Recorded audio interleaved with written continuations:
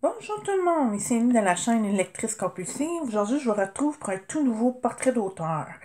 Si je vous dis anxiété, reconstruire sa vie, et son tout dernier, il parle de la Russie. Est-ce que ça vous donne un petit indice? Il s'agit de Catherine Girard qui a publié 4 romans dans la collection Monarque, qui est maintenant une maison d'édition chez ADA. Je vous conseillerais pour les 3 premiers de les lire séparément, pas en même temps, parce que j'ai remarqué qu'il y a beaucoup de points en commun qui reviennent. Vous risqueriez peut-être de trouver ça redondant si vous les lisez un après l'autre.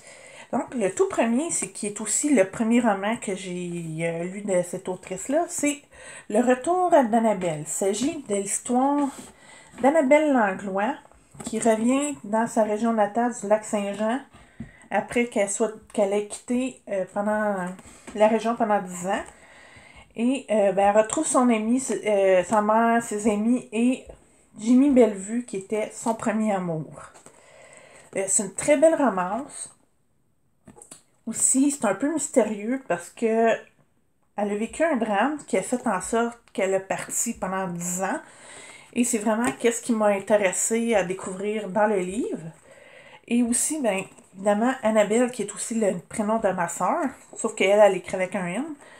Et ce qui a fait qui m'a attirée vers ce livre-là, parce que quand je vois les noms d'une personne qui est importante pour moi, ben ça me pousse à vouloir savoir qu'est-ce qui se passe dans l'histoire. Bon, il n'y a pas eu vraiment de point commun avec ma soeur, mais c'était quand même une histoire très intéressante. Et je dirais pour les 3 premiers romans, c'est très psychologique parce qu'on voit l'évolution du personnage. Oui, il y a de la romance, mais si c'est vraiment qu'est-ce que vous recherchez, je vous conseillerais peut-être plus d'aller vers d'autres auteurs, parce que je dirais moitié psychologique, l'autre c'est romance. Parce qu'on bien sûr, elle revoit Jimmy. Donc oui, on va voir une évolution entre les deux. D'ailleurs. Mais je dirais que c'est plus son parcours qui est important dans le roman. D'ailleurs, j'ai déjà lu ces 3 premiers romans. Je vais vous mettre mes chroniques en barre d'informations pour vous donner une petite idée. C'est pour ça que je ne lirai pas la 4e de couverture, sauf du dernier que je viens de recevoir. Comme ça, vous allez pouvoir voir si le sujet vous intéresse.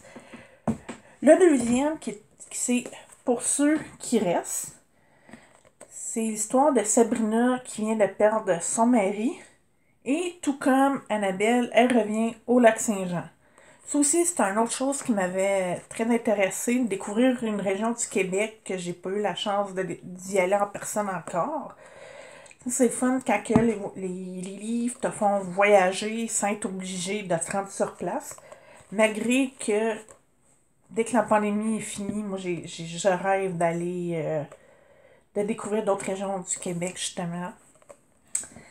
Et tout comme Annabelle, eh bien, Sabrina redécouvre son premier amour qui s'appelle Alexandre, qui est d'ailleurs un très beau prénom.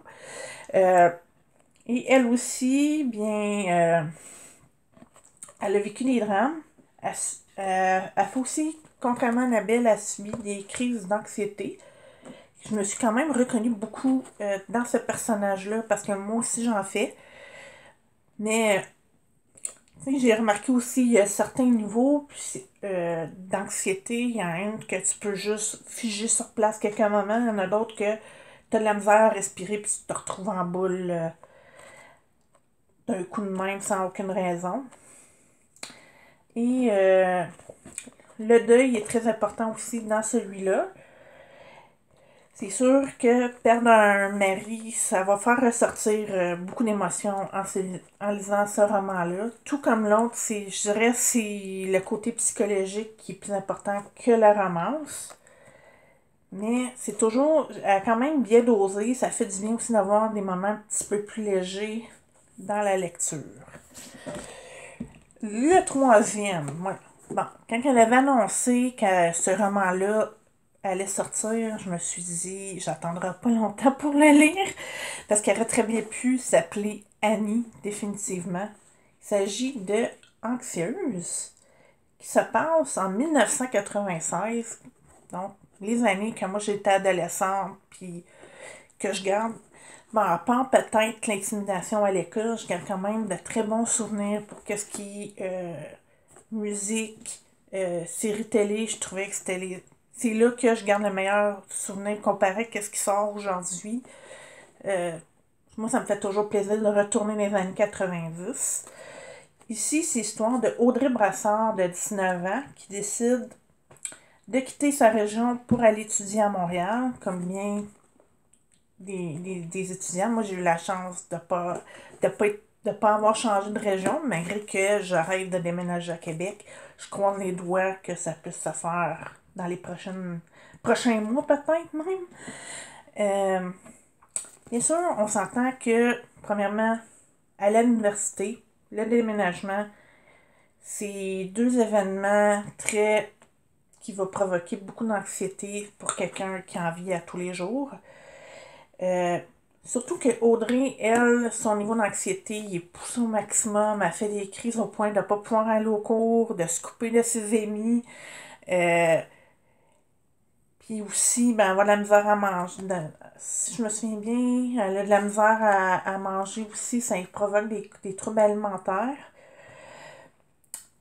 C'est sûr que bon, je me trouve chanceuse de ne pas avoir été jusqu'à ce point-là, parce que dans le cas d'Audrey, elle n'a pas le choix, il va falloir qu'elle prenne des médicaments.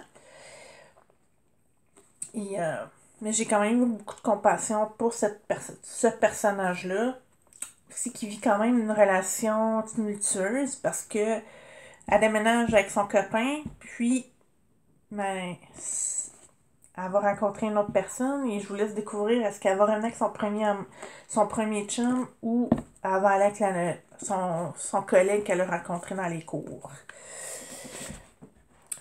Je dirais que ces trois romans-là m'ont quand même marqué, puisque, comme je vous le mentionnais, je mis beaucoup d'anxiété aussi. Fait que j'ai ressenti des points communs avec ces personnages-là.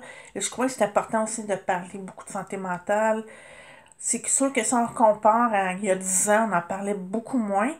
Donc, si le fait qu'on en parle dans les livres, je crois que c'est un point positif et que plusieurs personnes vont pouvoir se retrouver dans ce sujet-là. Surtout peut-être en Audrey qui quitte sa famille pour se retrouver dans un nouveau milieu. On s'entend que Montréal, c'est pas une ville tranquille non plus. On déménage pas de la grande ville pour aller dans un coin à l'autre bout du monde pour vivre, pour se déstresser. Alors, c'est plutôt le contraire. Et le tout dernier, il s'agit de Catherine II, qui est dans la collection Conquérante. Je vous avais déjà parlé d'un des 3 tomes qui vient de sortir dans mon portrait de François Guilbeault. Maintenant, j'ai reçu celui de Catherine, et qui curieusement écrit sur Catherine II, qui est une impératrice de Russie. J'ai tout de suite sauté sur l'occasion parce que c'est un pays qu'on parle un petit peu moins dans les cours d'histoire, à part peut-être pour la guerre froide, si vous avez suivi le cours d'histoire du 20e siècle, mais là c'est un peu avant. En fait, l'histoire se déroule en 1762. Je vais vous lire un petit résumé pour vous donner une idée. C'est lorsque Sophie Dana-Zebets, excusez-moi si je prononce mal son nom, quitte le château de Setting pour entreprendre son long voyage vers la Russie à la demande de l'impératrice Élisabeth, elle ne peut se douter du destin mouvementé et fabuleux qui l'attend. La jeune fille devra surmonter manigance, malfaisance et trahison afin de réaliser son rêve ultime, devenir impératrice de Russie. Donc, c'est sûr que déjà là, essayer de percer en politique en 1762, alors que les conditions des femmes étaient vraiment... c'était difficile. Les femmes, c'était mères au foyer, puis c'était pas mal tout à cette époque-là. Donc, je suis très curieuse de vouloir découvrir cette histoire-là. Comme je disais, déjà, on ne parle pas énormément de la Russie dans nos cours d'histoire occidentale. C'est tout pour moi pour aujourd'hui. Si vous avez aimé ma vidéo, ou si vous avez d'autres suggestions d'auteurs, ou si vous avez déjà lu des romans de Catherine, je serais curieuse de connaître votre opinion. N'hésitez pas à appuyer sur le petit pouce, à vous abonner à ma chaîne pour ne rien manquer et à me suivre sur mes réseaux sociaux. À bientôt!